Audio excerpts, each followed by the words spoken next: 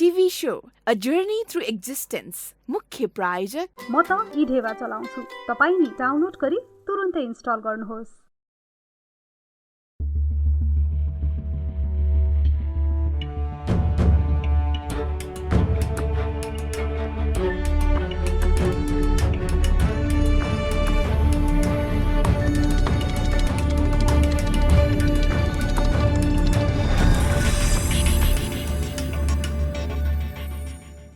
नमस्कार, TV show a journey through एक्जिस्टेन्सको आजको श्रृङ्खलामा यहाँहरूलाई हार्दिक स्वागत गर्न चाहन्छु। आजको श्रृङ्खलामा हामी हाम्रो नियमित प्रस्तुतिभन्दा केही फरक ढङ्गले कार्यक्रम प्रस्तुत गर्न खोजिरहेका छौँ।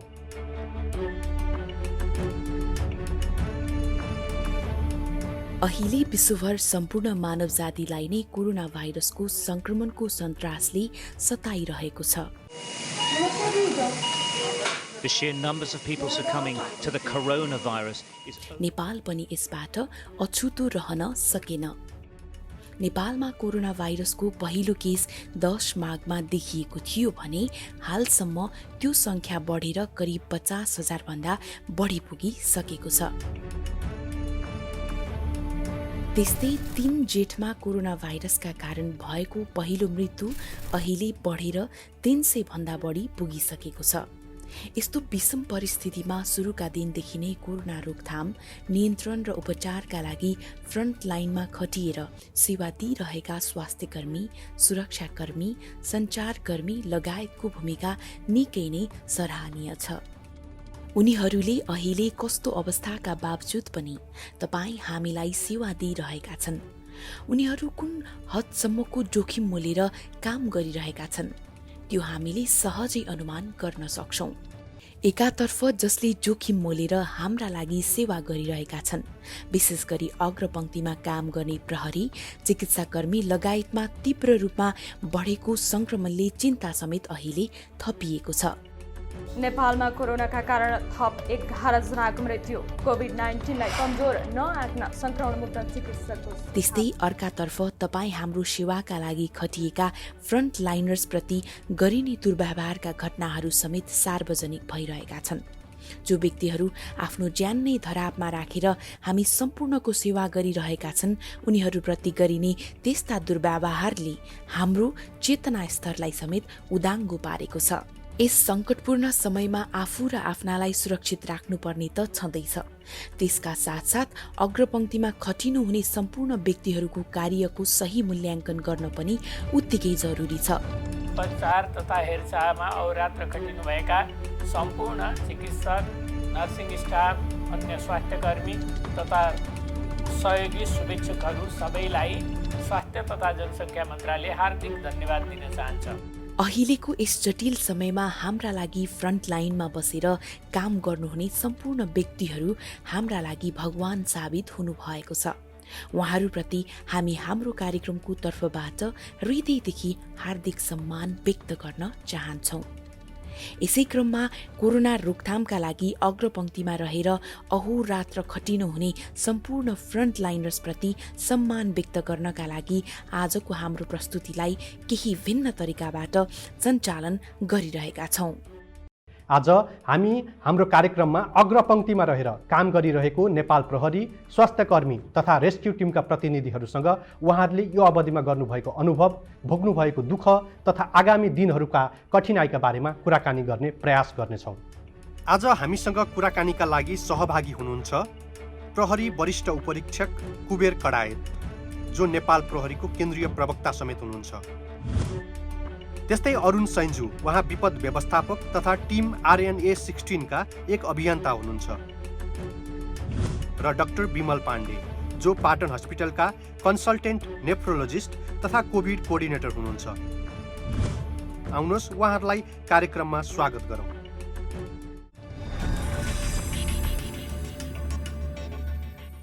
तपाईहरु तीनैजनालाई कार्यक्रममा स्वागत छ। धन्यवाद। हामीले फ्रन्ट लाइनमा खटिनुभएका स्वास्थ्यकर्मी, सुरक्षाकर्मी, सञ्चारकर्मी लगायतका व्यक्तिहरूलाई सोलिडारिटी जनाउनका लागि आज हामीले यो कार्यक्रम गरिरहेका छौँ। नेपाल प्रहरीले, त्यस्तै स्वास्थ्यकर्मीले, सञ्चारकर्मीले यो बेलामा जुन एउटा जोखिम मोलेर कार्य गरिराख्नु भएको छ त्यसको उच्च सम्मान गर्दै तपाईहरुलाई कार्यक्रममा स्वागत गर्न चाहन्छु। धन्यवाद। अब मैले कुराकानीको सुरुवात प्रवक्ताज्यूबाट गर्न चाहेँ। नेपाल प्रहरी जो यो महामारीको बेलामा पनि सङ्कटको बेलामा पनि जसरी खटिरहेको छ, हाम्रो सुरक्षाका लागि खटिरहेको छ, नेपाल प्रहरीले सुरुका दिनदेखि आजसम्म पुर्याएको त्यो अनुभव, तपाईँ त केन्द्रीय प्रवक्ता पनि हुनुहुन्छ, त्यसकारण सबै तपाईँले जानकार हुनुहुन्छ, त्यो अनुभव संक्षेपमा सेयर गरिदिनुहोस् त। अब यो अहिलेको यो भर्खर हामीले चाहिँ भोगिरहेको कोरोनाको महामारी छ, त्यसकै सन्दर्भमा हामीले बोलिरहँदा सुरुका दिन जतिखेर हामीले नेपालमा चाहिँ चैत 11 गतेबाट लकडाउन भयो, त्योभन्दा अगाडि नै संसारका भए गरेका अहिलेका क्रियाकलापहरूलाई मध्यनजर राख्दै नेपाल प्रहरीले चैत 5 गते केन्द्रीय कोभिड केन्द्रीय हेल्प डेस्क भनेर स्थापना गर्यो र त्यहीकै सिलसिलामा चाहिँ हामीले सबै क्षेत्र प्रदेशहरूमा आफ्नो ठाउँमा चाहिँ हेल्प डेस्क चाहिँ गठन गर्ने र तयारी गर्ने, पूर्व तयारी। भोलि हामी एकदम ठुलो महामारीमा आउन सक्छौँ, त्यसका लागि हाम्रा प्रहरीहरूलाई चाहिँ कसरी परिचालन गर्ने र परिचालन गरिरहँदा भोलि कोभिडबाट चाहिँ सङ्क्रमित भयो भने त्यसको सब्स्टिट्युट कहाँबाट दिने भन्ने हिसाबले हामीले पूर्व तयारी गर्दै गयौँ। र त्यसपछि जब लकडाउन भयो, नेपाल सरकार स्वास्थ्य मन्त्रालयले जुन किसिमको एउटा प्रोटोकल पब्लिस गरेको छ अथवा मेन्टेन गरेको छ, त्यसलाई हुबहु हामीले चाहिँ तयारी लिँदै त्यसैको सिलसिलामा चाहिँ हामी अगाडि बढ्दै गयौँ। र त्यो बढिरहँदा पनि पछिल्लो पटक जब हामी चाहिँ लकडाउनमा थियौँ, हामीले लकडाउनलाई कसरी कार्यान्वयन गर्ने भन्ने पक्षमा चाहिँ एक किसिमको चाहिँ हामीले एसओपी तयार गऱ्यौँ नेपाल पुलिस हेडक्वार्टरले, र त्यो सबैतिर सर्कुलर गऱ्यौँ भने त्यसपछि फेरि लकडाउनलाई अलिकति खुकुलो हुँदै जाँदा अब के समस्या आउन सक्छ नि त। नेपाल प्रहरीको मूल उद्देश्य अथवा मूल मोटो भनेकै के हो भने पहिलो कुरो त हामीले संविधानले अथवा कानुनले निर्दिष्ट गरेको हाम्रो चाहिँ काम कर्तव्य के हो भन्दाखेरि अपराध अनुसन्धान र हाम्रो शान्ति सुरक्षा नै हो। र त्यो बाहेक यी चाहिँ यस्ता कुराहरू जस्तो अहिलेको महामारी अथवा अहिलेको चाहिँ प्रकोप र बेला बेलामा आइपर्ने अनि विभिन्न मेला चाडपर्वहरूको पनि हामीले त्यसको पनि जिम्मा लिने पर्ने, हामी पहिलो पङ्क्तिमा जाने सुरक्षा र निकायहरू धेरै छन्, अन्य सबैको छ आफ्नो ठाउँमा होला, तर काम गर्ने सिलसिलामा हरेक क्रियाकलाप राज्यका हरेक क्रियाकलापमा पहिलो पङ्क्तिमा उभिने नेपाल प्रहरी भएको कारणले अब लकडाउनलाई खुक्लो गरिरहँदा चाहिँ हामीले के चुनौती आउन सक्छन् त, के समस्या हुन सक्छन्। यो लकडाउनको यो कोरोनाको एउटा समस्या छ, त्यो बाहेकका हामीले दिनादिन गर्ने कार्यक्रमहरू अथवा क्रियाकलापहरू हाम्रा चाहिँ एक्टिभिटिजहरूमा पनि समस्या आउन सक्छन् भन्ने हिसाबले हामीले फेरि अर्को किसिमको एउटा एसओपी तयार गऱ्यौँ र त्यसले सबैतिर पठायौँ। तथापि हाम्रा थुप्रै अहिलेको आजको मितिमा भन्ने हो भने 2000 भन्दा बढी प्रहरी कर्मचारीहरू चाहिँ कोरोनाबाट सङ्क्रमित भएका छन्। अहिले पनि आजकै मितिमा पनि हाम्रो चाहिँ 1100 भन्दा बढी 1111 जना चाहिँ अहिले पनि हाम्रो चाहिँ उपचाररत छन् र 820 जना चाहिँ सङ्क्रमणबाट मुक्त भएर त्यहाँबाट रिकभर भएर फेरि पुनः काममा गइसकेका छन्। हिजो अस्ति यहाँहरूले चाहिँ विभिन्न मिडिया मार्फत पनि सुन्नुभयो होला, हाम्रा यो उसमा कोभिड पोजिटिभ भएर रिकभर भएका प्रहरी कर्मचारीहरूले आफ्नो अनुभव सेयर पनि गर्नुभएको छ।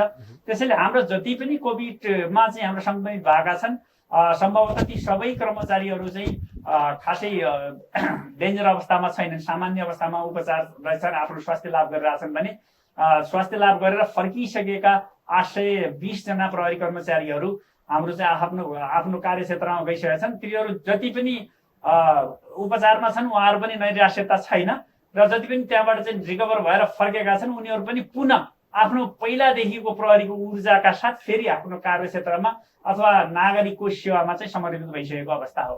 हुन्छ प्रवक्ताजी, म तपाईँसँग पछि फेरि आउँछु। डाक्टर बिमल पाण्डे, तपाईँबाट मैले जान्न चाहेँ, तपाईँ पाटन हस्पिटलमा कोभिड कोअर्डिनेटरको रूपमा कार्यरत हुनुहुन्छ। सुरुका दिनदेखि नै नेपालमा जब कोरोना देखियो त्यो बेलादेखि नै तपाईँ फ्रन्ट लाइनमा खटिराख्नु भएको छ, कोरोनाका सङ्क्रमितहरूलाई नजिकबाट तपाईँले निहालिराख्नु भएको छ। तपाईँ चाहिँ कति आफू सुरक्षित हुनुहुन्छ? आफ्नो सुरक्षा भन्दाखेरि त म सुरक्षितै छु जस्तो लाग्छ मलाई अहिलेसम्म। अब जुन सुरुबाट चाहिँ कुरा आयो होइन, सुरुमा चाहिँ के भन्दा सुरुदेखि आजसम्म तपाईँले गर्नुभएको अनुभव संक्षेपमा तपाईँ पनि सुनाइदिनुहोस्। अब हाम्रोमा चाहिँ खास के भन्दाखेरि हामीले पनि सुरुमा नै यो नेपालमा कोरोना आउनुभन्दा अगाडि जुन हामीले अरू ठाउँहरूमा फैलिरहेको थियो त्यो अनुसारले चाहिँ हामीले पनि पाटन हस्पिटलले नेपाल सरकारसँग स्वास्थ्य मन्त्रालयसँग संयोजन गरेर हामी र टेकु अस्पतालले चाहिँ सुरुमा आइसोलेसन सुरु गरेका हौँ है। त्यसपछि सुरुमा हाम्रोमा जम्मा 5 बेडको आइसोलेसन थियो। अब पछि चाहिँ अब यसले महामारीको रूप लिन्छ होला भन्ने हिसाबले हाम्रो चाहिँ हाम्रोमा जहाँसम्म लाग्छ चैत 3 गतेदेखि हाम्रो हस्पिटलमा चाहिँ हस्पिटल इन्सिडेन्स कमान्ड सिस्टम भन्ने हिक्स एक्टिभेट भयो र त्यो दिनबाट चाहिँ हाम्रो हस्पिटलमा चाहिँ आजदेखि चाहिँ डिजास्टर मोडमा गइयो भन्ने चाहिँ तरिकाले भयो। त्यसपछि हामीले सुरुका दिनमा चाहिँ तपाईँको हामीले सस्पेक्टेड कोभिडहरू मात्रै हेऱ्यौँ है।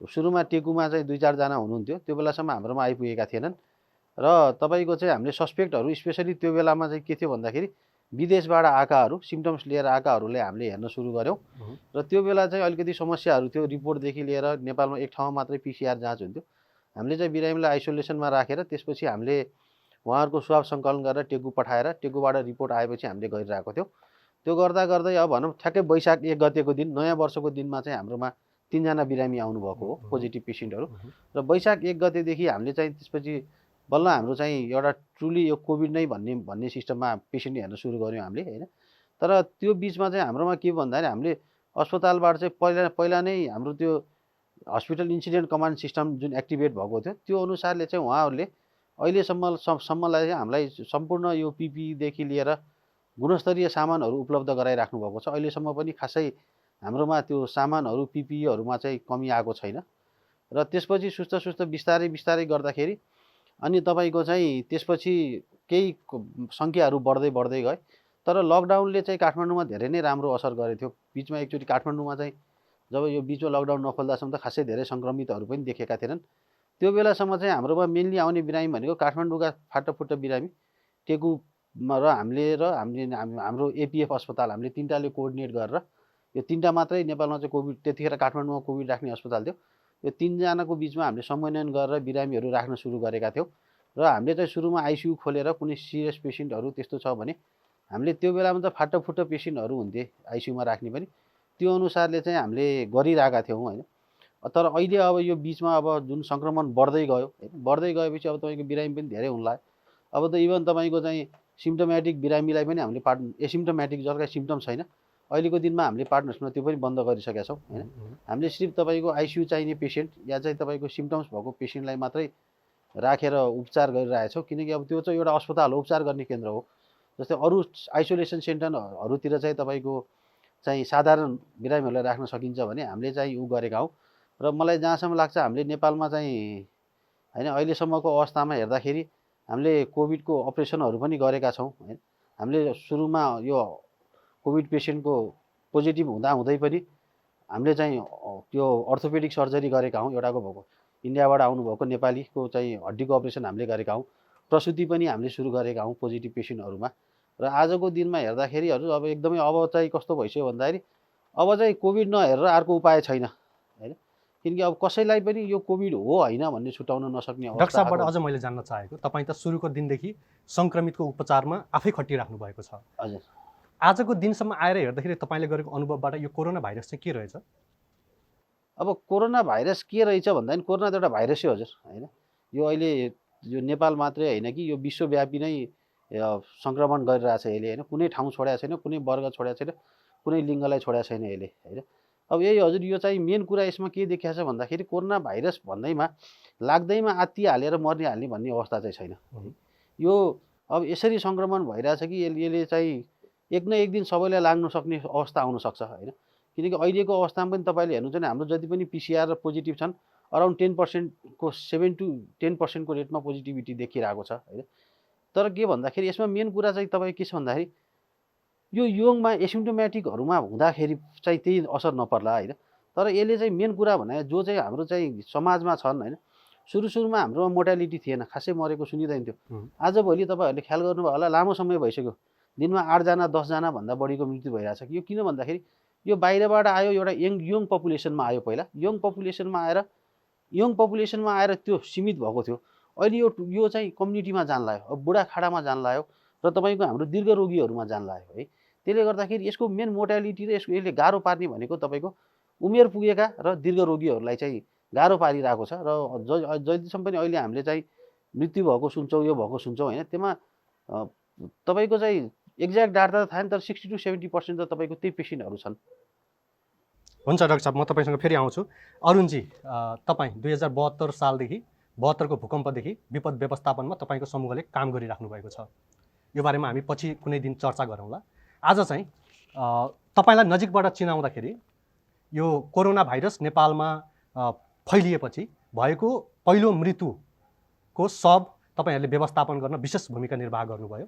RN16 तपाईँहरूको समूह त्यसले काभ्रे धुलीखेल हस्पिटलमा मृत्यु भएको सब आर्यघाटसम्म ल्याउनको लागि तपाईँहरूले विशेष भूमिका निर्वाह गर्नुभयो। त्यो क्षणलाई सम्झिनुहोस्, तपाईँहरू त्यहाँ पुग्दा कस्तो माहौल थियो, यहाँसम्म ल्याउँदाखेरिको अनुभव संक्षेपमा सुनाइदिनुहोस् त। थ्याङ्क यू हजुर। हाम्रो भक्तपुर जिल्लामा नेपालमा पहिलोचोटि कोरोनाको व्यवस्थापन राम्रोसँग गर्न सकिन्छ भनेर खरिपाटी क्वारेन्टाइनको चाहिँ डिस्कभर भएको थियो।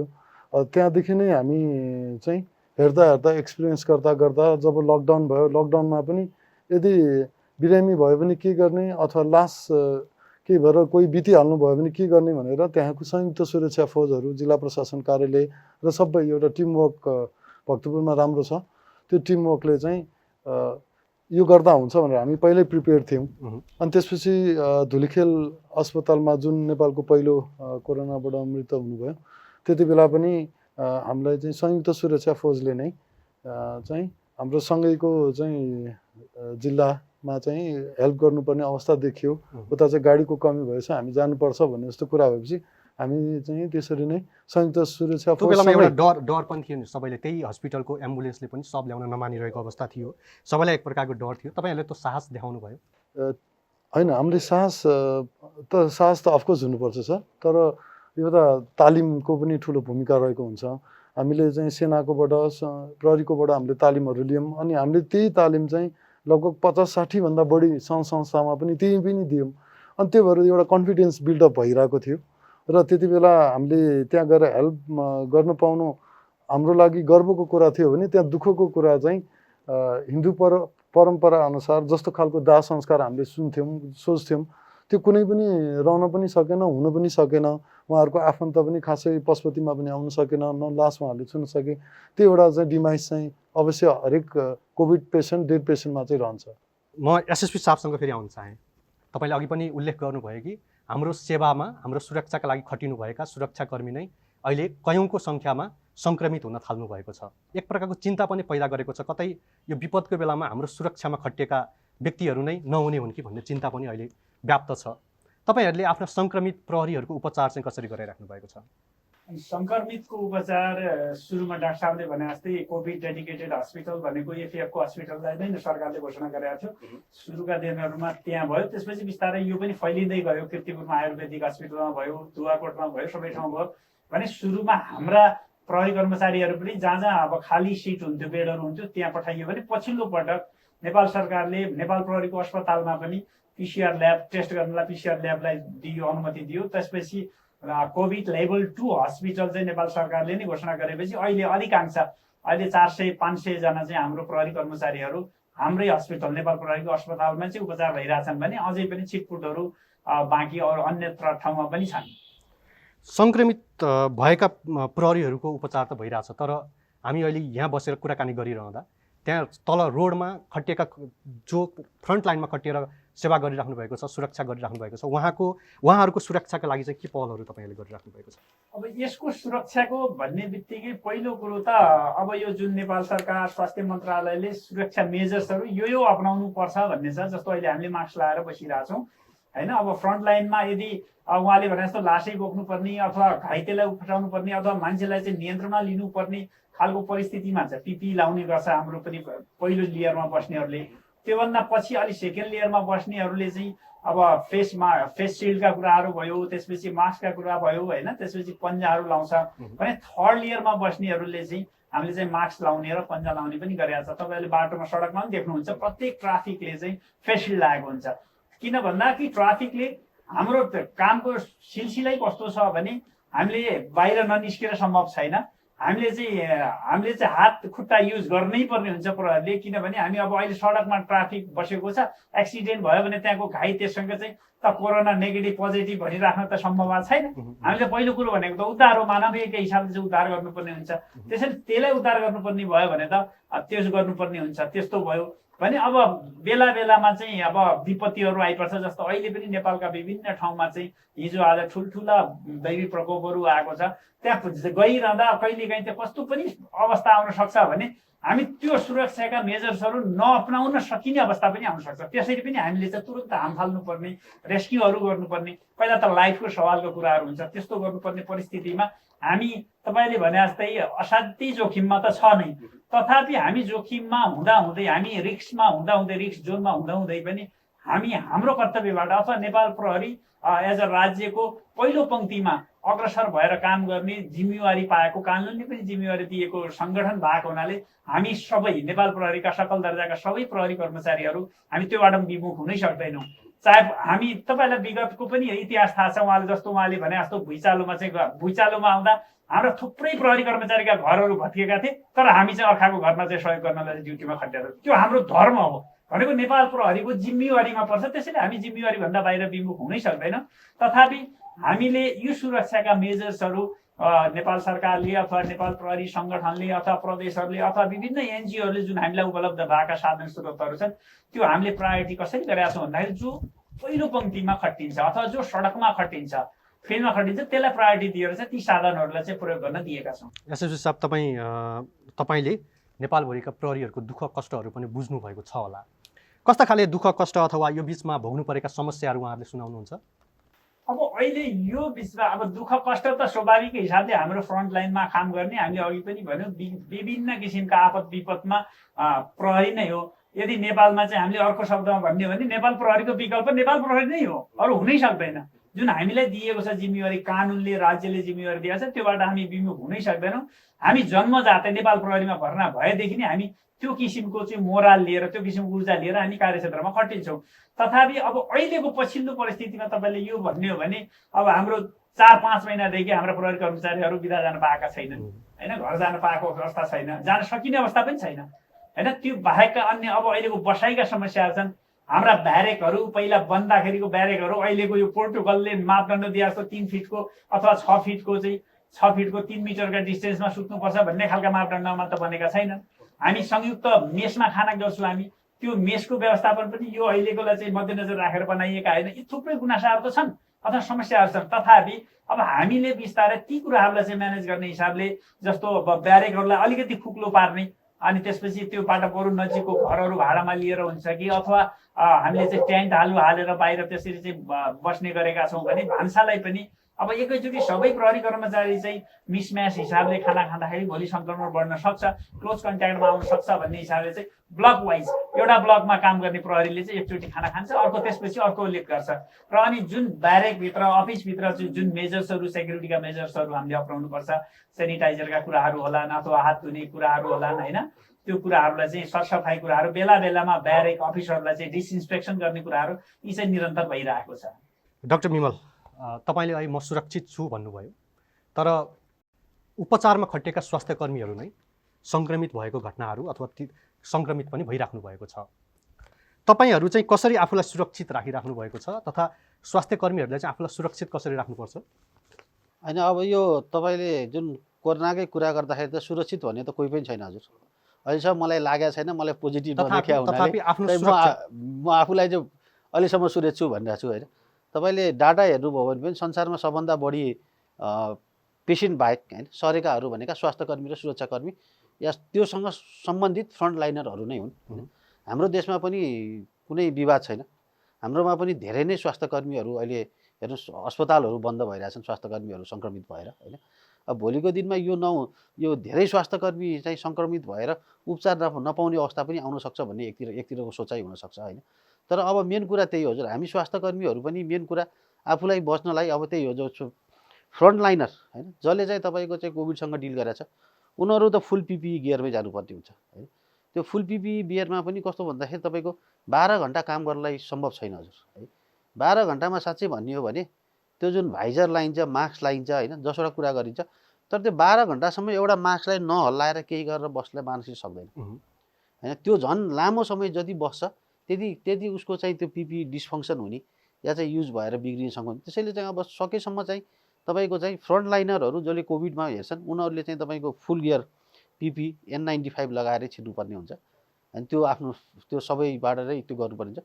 सेकेन्ड लाइनमा पनि तपाईँको त्यही हो, जसले ओपिडीमा हेर्छ या अरू पेसेन्टसँग डिल गर्नुहुन्छ उहाँहरूले पनि त्यही हो, मास्क लाउनु पऱ्यो, फेस सिल्ड लाउनु पऱ्यो होइन, र चाहिँ आफ्नो यो ह्यान्ड हाइजिन मेन्टेन गर्नु पऱ्यो र डिस्टेन्स मेन्टेन गर्नु पऱ्यो। पेसेन्ट हेर्दाखेरि पनि अहिलेको अवस्थामा सकेसम्म चाहिँ पेसेन्टको भिजिट कम गर्नु पऱ्यो, केही जरुरी छैन भने बरु फोनबाटै कुरा गर्ने होइन, नसकेकोलाई हस्पिटल आउँछन् उहाँहरूलाई होइन डिस्टेन्स मेन्टेन गर्ने, ह्यान्ड हाइजिन युज गर्ने, मास्क लगाउने होइन। अहिलेको अहिलेको लागि त सुरक्षाको सामग्री भनेको आफूलाई डिसइन्फेक्ट हुन नदिने भने त्यो। अर्को कुरो भनेको मास्क हजुर है। अर्को कुरो भने के चाहिँ हामी सुरक्षाकर्मीले स्वास्थ्यकर्मीले पनि के सोच्छौँ भन्दाखेरि मेरो साथी यो हो, यो इन्फेक्टेड छैन, म इन्फेक्टेड छैन भन्ने जुन सोचाइ छ त्यसले गर्दाखेरि पनि कति ठाउँमा इन्फेक्सनहरू बढिरहेको अवस्था छ होइन। त्यसले गर्दा आफ्नै साथी आफ्नै सर्कलसँग पनि यो चिज यो स्वास्थ्यको चाहिँ यो जुन बच्ने तरिकाहरू छ नि होइन, यो सबैसँग अपनाउनु पर्यो एकअर्कासँग। एउटा डाक्टरले अर्को डाक्टरसँग होइन, एउटा सिस्टरले अर्को सिस्टरसँग। त्यो मसँग काम गर्दैमा मैले चिनेको भन्दैमा यसलाई कोरोना लाग्छ भन्ने छैन, एसिम्टोमेटिक हुनसक्छ है। त्यसले गर्दा यो चिज चाहिँ सबैसँग नै मेन्टेन गर्नु पर्यो। उही हामीले चाहिँ पनि पुलिस सरले भन्नुभएको जस्तो होइन एकै ठाउँमा बसेर खाने त्यो गर्नु भएन, किनकि एकजनामा एउटालाई लाग्यो भने सँगै बसेर खाएको त सबै प्राइमेरी कन्ट्याक्ट भए। त्यसले यो चिजहरूलाई चाहिँ हामीले पनि सक्दो फलो गर्नु पर्यो। डाक्टर साहब, तपाईँ जसरी अहिले काम गरिराख्नु भएको छ, यस्तो जोखिम मोलेर काम गरिराख्नु भएको छ, परिवारबाट कस्तो प्रतिक्रिया पाउनुहुन्छ? अब चिन्ता होला नि? होइन छैन हजुर, मेरो वाइफ पनि डक्टर नै हो है। अब मेन कुरा चाहिँ अब मेरो आमा हुनुहुन्छ, मेरो घर चाहिँ दाङ हो है। अब स्वाभाविकै हो, आमालाई त अलिकति चिन्ता हुन्छ, सधैँ देख्नुहुन्छ, आजभोलि झन् बढ्या छ, अब के छ कस्तो हो भन्ने दिनदिनै फोन आउँछ। मेरो छोरा छ हजुर, एउटा 3 वर्षको छोरालाई चाहिँ छोरा चाहिँ मेरो भन्नाले उसको मामा घरमा बसिरहेको, चैत महिनाबाटै ऊ मामा घरमा अहिलेसम्म आएको छैन। र त्यही हो, कहिलेकाहीँ चाहिँ पिसिआर नेगेटिभ आयो भने गएर भेटिन्छ, नभए चाहिँ तपाईँको यो के अरे अहिलेको फेसबुकबाटै भेट हुने हो।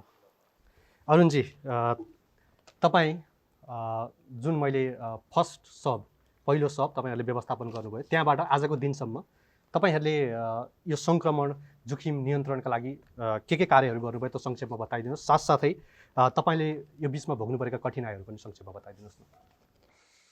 अहिले चाहिँ सब व्यवस्थापन गरिसकेपछि हामीले चाहिँ अहिले कोभिड रेस्पोन्स भेहिकल भनेर जति पनि सङ्क्रमित बिरामीहरू छन् उहाँहरूलाई हस्पिटलसम्म लाने अथवा कुनै आइसोलेसन सेन्टरसम्म लाने काम गरिरहेछौँ। र विभिन्न संस्थामा चाहिँ यो सेनिटाइजेसनको विषयमा, डनिङ डफिङको विषयमा, अनि यो सेनिटाइजर कसरी युज गर्ने भन्ने विषयमा त्यस्तोहरूलाई चाहिँ लोकली ठाउँमै गएर एउटा सोसियल डिस्टेन्स मेन्टेन गरेर डेली वाइजले नै तालिम दिइरहेको छौँ। यो बिचमा भोग्नु परेका कठिनाइहरू, केही कठिनाइहरू त्यस्ता? कठिनाइ त म प्रहरीकोबाटै स्टार्ट गर्छु। अहिले हाम्रो जिल्लामा चाहिँ एउटा वृत्तको चाहिँ लगभग सबैजना विभिन्न अपराध गरेर आउनुभएका जो थुनुवाहरू हुनुहुन्छ उहाँहरू सबै पोजिटिभ आएपछि त्यहाँको इन्सपेक्टर साहबहरू पनि पोजिटिभ आउनुभयो। र अब अदालतको नियमअनुसार अथवा विभिन्न नियमअनुसार बिरामी मान्छेलाई आइसोलेसन सेन्टर कि त हस्पिटल लानुपर्ने। अनि अहिले त्यहाँ के भइरहेछ भने आइसोलेसन सेन्टरमा नै थुनुवाहरू पनि त्यहीँ छन्, अनि जो जति पनि प्रहरीहरू सङ्क्रमित छन् उहाँहरूले पनि आफै पनि बिरामी र उहाँहरू आफै पनि ड्युटी बसिरहेछन्। अहिलेको अवस्था भक्तपुरको त्यो छ।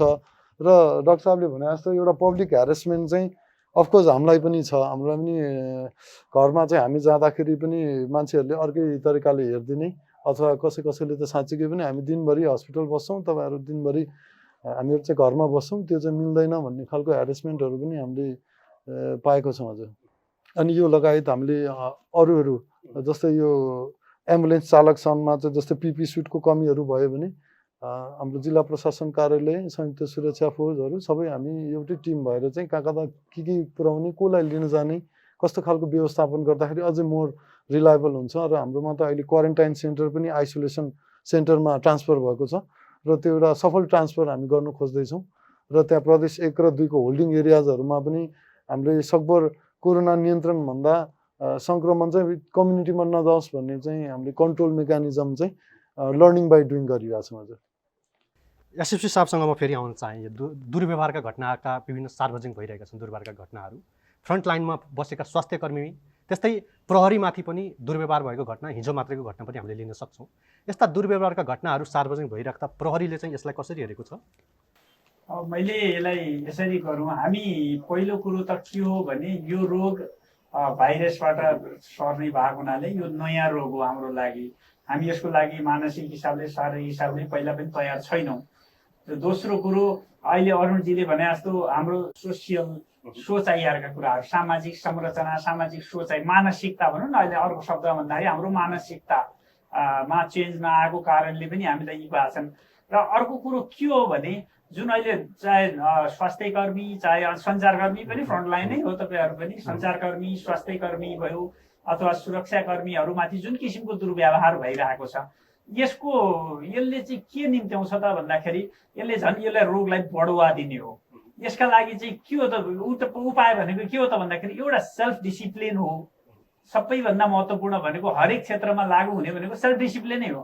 जबसम्म हामी सेल्फ डिसिप्लिन भएनौँ, जबसम्म हामीसँग भएको मानसिकतालाई परिवर्तन गर्न सकेनौँ, हामीले हाम्रो लाइफस्टाइल अहिलेको रहन सहन खानपिन हरेक चिजमा हामीले चाहिँ लाइफस्टाइललाई चेन्ज गर्न सकेनौँ, अहिले समस्या सापेक्ष चेन्ज गर्न सकेनौँ भने यो किसिमको चाहिँ भयावह अझै बढ्दै जान्छ। अहिले अरुणजीले भने जस्तो अहिले पनि स्वास्थ्यकर्मी आफू पोजिटिभ हुँदै पनि अर्कोलाई चाहिँ उपचार गरिरहनु परिरहेको अवस्था छ। नेपाल प्रहरी पोजिटिभ भएका आफू पनि आइसोलेसनमा बसिरहेको छ, त्यो भएका थुनुवाको आइसोलेसनमा चाहिँ फेरि बन्दुक समातेर उसले ड्युटी गर्नुपर्ने परिस्थिति आएको छ भने भोलि यो समुदायमा अझै फैलिँदै गएर भयावह भने यसले चाहिँ समस्या ल्याउँछ। यसका लागि हामी सबैले चाहिँ अब समग्र सबै आमवासीहरूले भनौँ न, सबै नागरिकले चाहिँ सोच्नुपर्ने कुरा एउटा मात्रै के हो त भन्दाखेरि यस्तो बेलामा हामीले धैर्यता अपनाउनुपर्छ। एक आपसमा रेस्पेक्ट गर्न जरुरी छ, सम्मान गर्न जरुरी छ, सहयोग गर्न जरुरी छ हैन। आफूले मिल्ने सहयोग गर्न मिल्ने जरुरी छ भने अब हामी मानसिक हिसाबले चाहिँ तयार हुन जरुरी छ। हाम्रो चेतनाको स्तर बढाउनु पर्यो। चेतनशील छ, यो रोगबाट चाहिँ यदि यो रोग बारेमा जानकार छैन भन्ने सम्भव त छैन, किनभने अहिलेको यो 21औं शताब्दीमा यो चाहिँ सोसियल मिडियाहरू यति हाबी भएको अवस्थामा चाहिँ यो रोगका बारेमा चाहिँ जानकार नभएको त कमै होला। तथापि हामी त्यसलाई त्यो जानकार हुँदै पनि हामीले जुन हाम्रो आफू शरीरलाई जुन किसिमले हामीले चाहिँ राख्नुपर्ने हो, जुन बनावटमा राख्नुपर्ने, जुन हिसाबले चाहिँ मेन्टेन गर्नुपर्ने हो, त्यसलाई चाहिँ पहिला मानसिक हिसाबले तयार हुनु जरुरी छ। फ्रन्टलाइनर्सप्रति भएको दुर्व्यवहार, फ्रन्टलाइनरप्रति दुर्व्यवहार भनेको त यो त दुर्भाग्यपूर्णै कुरो हो। हेर्नुहोस्, जसले सेवा गर्छ, जसले यो हामी चाहिँ मरणको सवालहरूमा चाहिँ उपचार गरिरहेछ, जसले चाहिँ अब कसैले नउठाएको सबलाई उठाउन सहयोग गरिरहेछ हैन, जो आफू बिरामी हुँदै पनि अहिले डाक्टर साहबले भने जस्तो 3 वर्ष 4 वर्षको बच्चालाई भेट्ने अवसर पाएको छैन हैन। यो काम गरिरहँदा घरबाट पल्लो घरको चाहिँ हैन यो त हस्पिटलमा काम गर्ने कोरोना ल्याएर आउला कि भन्ने डर छ। नभन्दा पनि हामी भित्र त्यो किसिमको एक किसिमको चाहिँ डर आउने सम्भावना छ भने हामी त पुलिसहरू छ, हामी त प्रहरीको त झन् कतिखेर घरबाट निस्किनु पर्ने हो, कतिखेर ड्युटी गर्नुपर्ने हो, कतिखेर कहाँ कुद्नुपर्छ भन्ने ठेगानै छैन। हामी चाहिँ त्यो सुरक्षाका सबै मापदण्डहरू अपनाउन खोज्दा पनि कहिलेकाहीँ चाहिँ नसकिने परिस्थिति सिर्जना हुन्छ।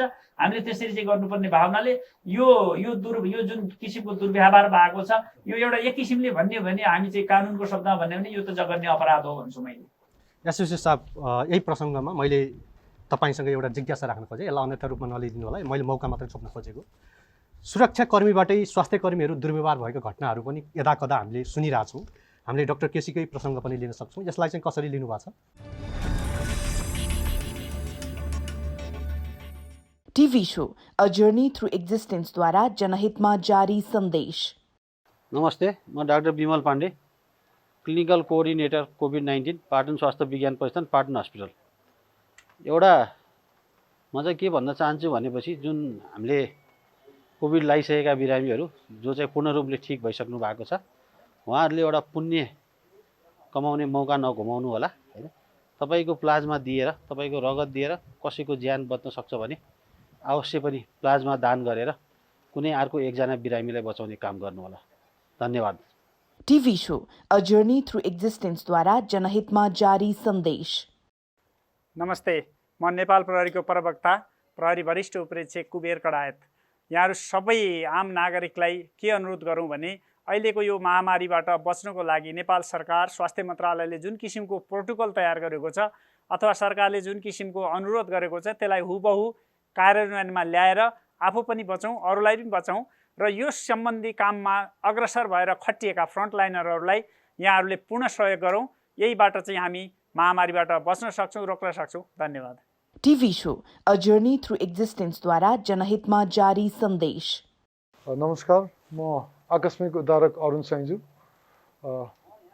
यो पेन्डेमिक कोभिड-19 सबैजनाले चाहिँ सरकारी नियमअनुसार लकडाउनको पूर्णतया पालना गरी सुरक्षित घरमै बसिदिनु हुन म अनुरोध गर्दछु र पब्लिक ह्यारेसमेन्ट जुन बढिरहेको छ यो पेन्डेमिकमा त्यसलाई पनि सबै समाजले चाहिँ मिलेर कोभिडसँग चाहिँ लड्ने क्षमता गर्ने टिमवर्क बनाउँदाखेरि धेरै बेटर हुन्छ। त्यही भएर स्वास्थ्यकर्मी, सुरक्षाकर्मी र फ्रन्ट लाइनर्सहरूलाई चाहिँ सपोर्ट गर्नुहोस्।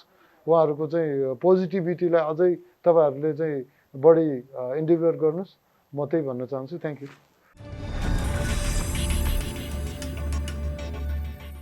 सुरक्षाकर्मीबाटै स्वास्थ्यकर्मीहरू दुर्व्यवहार भएको घटनाहरू पनि यदाकदा हामीले सुनिरहेछौँ। हामीले डाक्टर केसीकै प्रसङ्ग पनि लिन सक्छौँ। यसलाई चाहिँ कसरी लिनुभएको छ?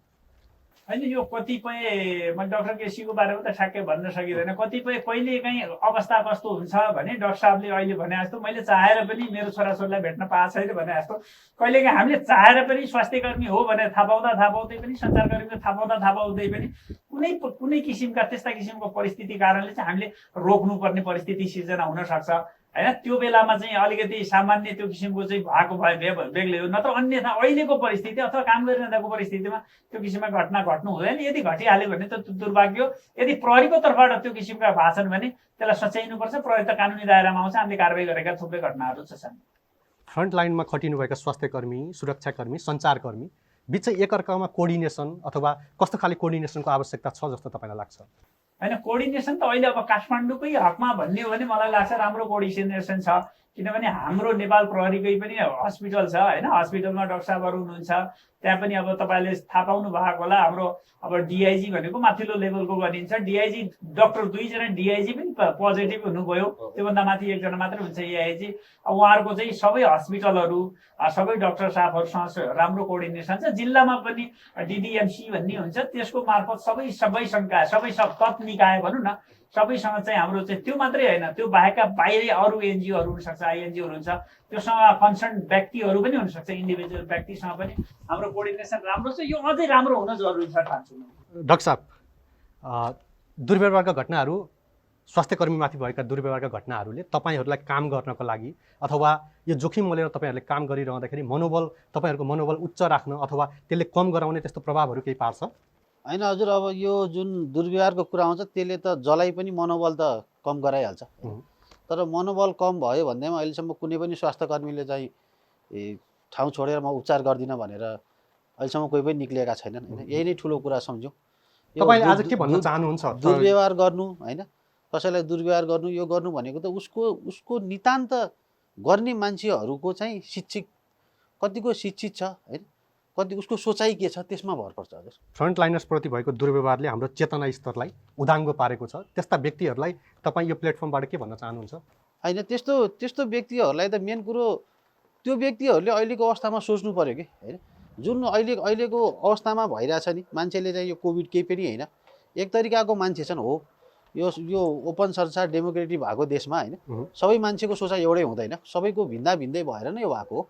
कोही एक प्रकारका मान्छे छन् जसले चाहिँ कोभिड केही पनि होइन, यो हावा हो, यो यस्तो हो भन्ने हुन्छन् होइन। तर त्यो चाहिँ के हुन्छ भन्दाखेरि मैले जाने चाहिँ मैले देखेको, मैले धेरै मान्छे देखाएको छु, 2-4 जना, धेरै त होइन 4-5 जना भनौँ होइन, जसले हिजोको दिनमा कोभिड केही पनि होइन भने तर आज आफू र आफ्नो परिवारमा लाएपछि उनीहरू 360 डिग्री चेन्ज भएर आएका पनि छन् होइन। त्यसले गर्दाखेरि अहिले मेन कुरा के भन्दाखेरि कोभिड भनेको साँच्चै हजुर है, यसले अब विश्व अर्थतन्त्रमा कसैको खेल होला के होला, त्योसँग हामी जस्तो यो सानो देशमा जहाँ चाहिँ हाम्रो देशमा स्वास्थ्यकर्मीको सङ्ख्या गन्ने हो भने एकदमै न्यून छ है, हाम्रो देशको हिसाब गर्ने हो भने त्यो अवस्थामा जुन तरिकाले अहिले हाम्रो फ्रन्ट लाइनरहरूले काम गरिरहेछन्, म स्वास्थ्यकर्मी मात्रै भन्दिनँ, स्वास्थ्यकर्मीले स्वास्थ्य हेरिरहेछन्, सुरक्षाकर्मीले त्यसलाई सुरक्षा दिइरहेका छन् होइन। त्यो सबै मिलेर जुन भइरहेको छ होइन, यसमा चाहिँ के भन्दाखेरि भोलि आफूलाई लाग्यो भने के अवस्था हुन्छ भन्ने कुरा मानिसले बुझ्नुपर्ने हुन्छ होइन। र त्यो लागेपछि बचाउने स्वास्थ्यकर्मी नै हुन हजुर। सबैलाई त सिम्टम्स नदेखेला, तर जो सिम्टम्स देखेका छन्, जसलाई गाह्रो भइरहेको छ होइन, त्यो मान्छेहरूको अवस्था हेर्दाखेरि चाहिँ यो कोरोनाले चाहिँ यो एउटा डेन्जर खालकै बिरामी हो है। र भोलि मलाई या मेरो परिवारलाई केही भयो भने अन्तिममा चाहिने त यिनै हुन् भन्ने सोच्ने, त्यो एउटा चाहिँ त्यो सोचको विकास गर्नु पर्यो। अरुणजी, म तपाईँसँग आउन चाहेँ। हामी कार्यक्रमको अन्तिममा पनि छौँ। अन्तिममा अब यो कार्यक्रम हेरेर बस्नुभएका दर्शकहरूलाई तपाईँले के सन्देश दिन चाहनुहुन्छ? तपाईँहरूले चाहिँ मास्कको करेक्ट युज गरिदिनुहोस्। भिडभाडमा जाने बेला मात्रै युज गरिदिनुहोस्। घरमा बस्ने बेला युज गर्नुपर्छ भन्ने मलाई लाग्दैन। सबभन्दा कोरोनासँग बस्ने उपाय भनेको आफ्नो ह्यान्ड टच हो। ह्यान्ड टच आफूले कहाँ गरिन्छ, कुन बेला हामीले हात धोएर कहाँ छुँदैछौँ भन्ने कुराहरू चाहिँ अवश्य पनि सबैले चाहिँ जानकार हुनुपर्छ। र यो कोरोना विरुद्ध लड्नलाई जति पनि सङ्घ संस्थाहरू छन्, जति पनि हामी स्वास्थ्यकर्मी सुरक्षाकर्मीहरू सञ्चारकर्मीहरू हुनुहुन्छ यो कोभिडसँग चाहिँ हामी लड्नलाई चाहिँ जुटेर चाहिँ होइन छुटेर चाहिँ लड्नुपर्छ जस्तो लाग्छ त्यही भएर अफकोर्स जहाँ पनि सोसियल डिस्टेन्स चाहिँ मेन्टेन गर्नैपर्छ। एसएसपी साहब अन्तिममा तपाईँले यो कार्यक्रम हेरेर बस्नुभएका दर्शकलाई साथसाथै तपाईँ यो फ्रन्ट लाइनमा खटेका सुरक्षाकर्मीहरूलाई पनि तपाईँले के सन्देश दिनुभयो भने कसरी दिनुहुन्छ? सुरक्षाकर्मीको हकमा प्रहरी लगायत अन्य सुरक्षाकर्मीहरूलाई चाहिँ मैले के भन्छु भने हामी जन्मजातै हामी जनताको सेवाको लागि खटिएका हौँ, हामी जन्मिएका हौँ, यो सङ्गठनमा अथवा संस्थामा जन्मिएका हौँ। त्यसैले हामीले नैराश्य हुन जरुरी छैन। यस्ता किसिमका थुप्रै आपत्तिहरू विपत्ति आइपर्छन्। हाम्रो आवश्यकता भनेको विपत्तिमा हो, हाम्रो आवश्यकता भनेको अरूको सहयोगमा हो, हाम्रो आवश्यकता भनेको राज्यले खोजेका बेला हो। त्यसैले हामीले नैराश्य नभएर उच्च मनोबलका साथ लाग्न अनुरोध गर्छौँ। यदि पोजिटिभ भइहाल्यो अथवा कोरोना लागिहाल्यो भने त्यसको उचित व्यवस्थापन हुन्छ, उचित उपचार हुन्छ। त्यसले चाहिँ त्यसबाट पनि अझ नैराश्य हुनुपर्ने अथवा आत्ती हाल्नुपर्ने जरुरी देख्दैन। अहिले जुन किसिमका हामीले चाहिँ भोगिरहेको छौँ त्यो एउटा भने आम नागरिकलाई चाहिँ अहिले अरुणजीले भने जस्तो यो लडाइँ एक आपसमा टाँसिएर होइन छुट्टिएर लडाइँ हो। तर यो लडाइँ चाहिँ कुनै व्यक्ति विशेष कुनै सङ्घ संस्था अथवा प्रहरीको अथवा स्वास्थ्य कर्मीको होइन, यो सबैको लडाइँ हो। हामी सबैले नेपाल सरकारले अवलम्बन गरेका अथवा दिइएका अथवा स्वास्थ्य मन्त्रालयबाट दिएका जुन किसिमका चाहिँ मेजर्सहरू अपनाउनु पर्ने भनेको छ, स्वास्थ्यका मेजर्सहरू होलान्, अरू खानपानकाहरू व्यवस्थापनहरू चाहिँ त्यसलाई हामीले हुबहु फलो गरिदियौँ भने हामी पनि बच्छौँ। हाम्रो अहिले भनेकै के हो त भन्दाखेरि यो एउटा ठुलो दुश्मन हो। यो दुश्मनलाई परास्त गर्नलाई चाहिँ तपाईँ पनि सजग हुनुहोस्, हामी पनि सजग हौँ। त्यो भयो भने तपाईँ पनि बच्नुहुन्छ, हामी पनि बच्छौँ, हामीले अरूलाई पनि बचाउन सकिन्छ। यही अनुरोध गर्न चाहन्छु। अब अरू त उहाँहरूले भनिहाल्नु हो होइन, म चाहिँ के भन्न चाहन्छु भन्दाखेरि सबभन्दा ठुलो कुरो भनेको कसैको ज्यान बचाउनु हो है। जतिजना पनि अहिलेसम्म कोरोना पोजिटिभ भएर नेगेटिभ हुनुभएको छ है, हाम्रो देशमा खासै यो कोरोनाको बारेमा धेरै औषधिहरू अहिलेसम्म निक्लिएको छैन। एउटा मेन चिज भनेको चाहिँ प्लाज्मा भन्ने कुरा आइरहेको छ है। त्यो प्लाज्मा पनि कस्तो भन्दाखेरि जो त्यहीबाट निकालेर हुँदैन। पोजिटिभ भएको पेसेन्टले आफू नेगेटिभ भइसकेपछि दिएर कसैको ज्यान बचाउन सकिन्छ भने त्यो जतिको सायद ठुलो चिज केही पुण्य केही पनि हुँदैन होला है। त्यसैले सक्नुहुन्छ भने आफू त ठिक भइयो, अब अरूलाई किन गर्नु भन्दा त्योभन्दा एउटा पुण्य कमाउने काम गरौँ है। प्लाज्मा चाहिँ सकेसम्म आफूसँग सक्नुहुन्छ, तपाईँको अवस्था छ, किनकि प्लाज्मा भने त रगत हो, रगतबाट निकाल्ने चिज हो। त्यो त तपाईँको अहिले निकाल्यो भने 15 दिनमा त जस्ताको त्यस्तै नर्मल भइहाल्छ होइन। त्यसैले गर्दाखेरि एउटा कुरा चाहिँ म सबैलाई अनुरोध के गर्छु भन्दाखेरि ठिक भइसकेको मान्छेले कसैको ज्यान बचाउनलाई प्लाज्मा चाहिँ डोनेट गरिदिनु होला। त्यसले गर्दा तपाईँको एक पोका प्लाज्माले अर्को एकजनाको ज्यान बच्न सक्छ। हस्, तपाईँहरू तिनैजनालाई धेरै धेरै धन्यवाद दिन चाहन्छु यो कार्यक्रममा आइदिनु भयो। आज हामीले तपाईँहरूलाई निम्त्याउनुको उद्देश्य भनेको फ्रन्ट लाइनमा बसेर जसरी खटिराख्नु भएको छ, हाम्रो सेवाका लागि जसरी खटिराख्नु भएको सुरक्षाकर्मी, स्वास्थ्यकर्मी, सञ्चारकर्मी, स्वयंसेवकहरू जसरी खटिराख्नु भएको छ, त्यसको सम्मान स्वरूप हामीले तपाईँहरूलाई निम्त्याएर तपाईँहरूको अनुभव र तपाईँहरूले भोग्नु परेका समस्याहरूको बारेमा आज हामीले छलफल गऱ्यौँ। तपाईँहरूलाई धेरै धेरै धन्यवाद। धन्यवाद। दर्शकवृन्द, आज हामीले हाम्रो नियमित प्रस्तुतिभन्दा बाहिर गएर आज हामीले कार्यक्रम रेकर्ड गरेका छौँ। यो कार्यक्रम आज रेकर्ड गराउनुको उद्देश्य हाम्रो चेतना स्तरबाट माथि उठेर हाम्रो सुरक्षाका लागि खटिनुभएका स्वास्थ्यकर्मी, सुरक्षाकर्मी तथा स्वयंसेवक, सञ्चारकर्मीमाथि हामीले सम्मान व्यक्त गर्नु आवश्यक छ। उहाँहरूको कुराकानी सँगसँगै म सम्पूर्ण फ्रन्टलाइनमा खटिनुभएका कोरोना रोकथाम नियन्त्रणमा उल्लेख्य भूमिका निर्वाह गर्नुभएका सम्पूर्ण फ्रन्टलाइनर्सप्रति सल्युट व्यक्त गर्न चाहन्छु र आगामी हप्ता हामी नियमित प्रस्तुतिसहित तपाईँसँग फेरि आउनेछौँ। तबसम्मको लागि म लगायत मेरो टिमलाई बिदा दिनुहोस्। नमस्ते।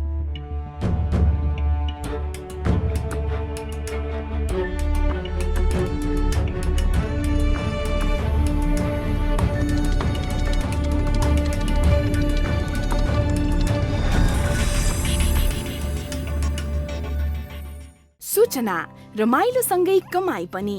हाम्रो मुख्य प्रायोजक ढेवा सुपर एप आफ्नो मोबाइलमा इन्स्टल गर्नुहोस् र दैनिक रूपमा उक्त एपमा यस कार्यक्रमका बारेमा सोधिने प्रश्नको सही जवाफ मिलाई प्रत्येक सही जवाफ मिलाए बापत रु 10 आफ्नो खातामा जम्मा गराउनुहोस्।